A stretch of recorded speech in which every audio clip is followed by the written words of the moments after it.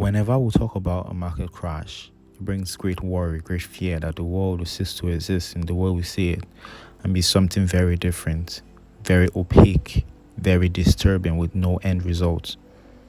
But I'm here to tell you that in the last 100 years, we've had so many minor and major market crashes. And I'm here to navigate you through the next one we are about to have. My name is Feji Iyeke, and I'm your stock market guy for today. Please like, share, and subscribe if you like my content so far. Due to the illness that brought the whole world to a standstill in 2020, we're no longer able to create jobs as we were all forced to go on lockdown, putting a total freeze on our economic output. The government had to intervene, giving us stimulus checks and bailouts to big companies and corporations, which cost over $1 in $5 to be created in 2020, which amounted to over $3 trillion, which naturally causes not just inflation but hyperinflation.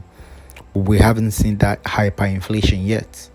How has the Fed knowingly created the huge financial bubble without it busting yet?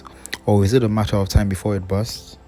Naturally, the US economy follows a natural cycle of expansion, peaks and recession, and the Fed has been doing an okay job of keeping things low on the inflation by reducing the flow of money when the market has it in abundance, and during recession it prints so much money so the market peaks again.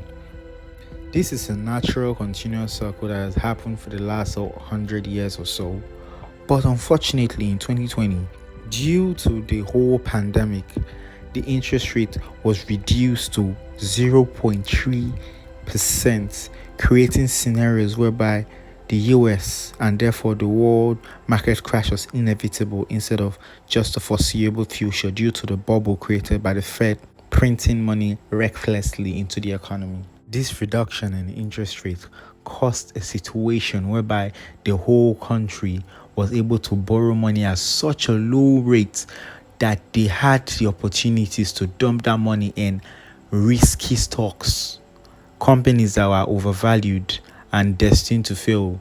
Please remember to like, share, or subscribe this content if you like it. Destined to fail even before there was a pandemic. The stimulus checks and bailout money created a situation whereby companies had too much money at their disposal, so they could always increase their earnings ratio and hereby pushing individuals to pour more money into their stocks. This also caused a situation whereby individuals had too much money at their disposal and no place to spend the money, that they had no choice than to buy stocks and other asset classes. This caused a hike in the price of real estate in America and around the world. Imagine a situation whereby you have 200 homes in a city. Normally, those 200 homes are worth $1, but now we have $200 on each person's hands in the city. Instead of selling that home for $1, you would be able to outbid each other to get that home because you want her. And let's say we had 300 people with 200 homes. It would be a situation whereby the person that had the most amount of money would pay for that house, causing a unrealistic hike in the price of those houses during this whole situation. This was what happened in the US and in other parts of the world. Also saw an increase in SPAC mergers. SPAC are companies that, instead of going through the normal SEC rules in filing a company through so they can become a publicly traded company, they merge with other companies to achieve this aim, thereby boycotting the rules and regulation so they do not have to show significant profits, market analysis, or fundamentals to get into the market. Now imagine millions of Americans, millions of people all over the world, all invested in the US stock market, getting into these companies not knowing how good or bad their financial situations were. Back in 1914, $100 is now worth $2,615 in 2021. This shows a 26.16 time decrease in our purchasing power in just 100 years. This is alarming for any market at all. Giving an accurate prediction of when this bubble will burst is a fool's game. No one actually knows because the Fed successfully keeps the inflation between 2 to 3%. But if there is a market run, this would be a disastrous crash in the stock market, which would cause a catastrophic effect in every other asset class. Last year we had a crash.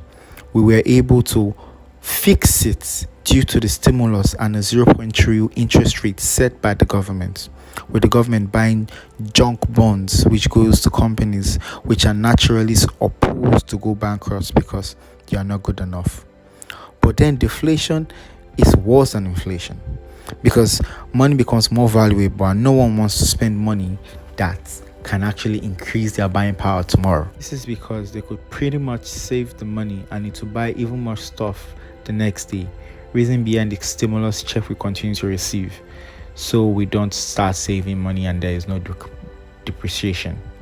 Once the pandemic is over though, everyone goes back to work and the interest rate will rise, causing the market to crumble, making them go bankrupt, even after getting money from the Fed a year ago. That was whoever goes bankrupt are the companies that were in this situation before. The correction would not happen now though. Last week was scary, but the market is bouncing back already because they are preparing for another stimulus check, which pushes back the crash a couple more months, or at least a couple more years.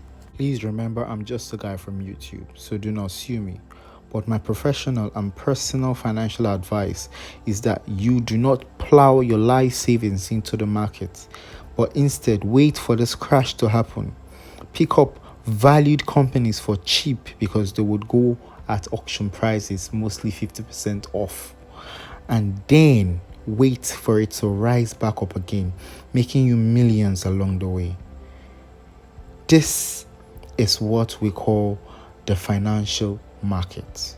It is a game whereby the losers lose and the winners win for making money. It is not sentimental, and you should not put your money into the market for sentimental reasons. Always have a market plan, always have a market analysis, always choose valued stock, and try your best to stay as logical as you can about each business you invest in. Please like, share, and subscribe to get weekly contents like this and prepare for the millions that would become yours if you don't go bankrupt. As usual, I'm just a guy on YouTube and the choice is yours. Don't sue me, bro.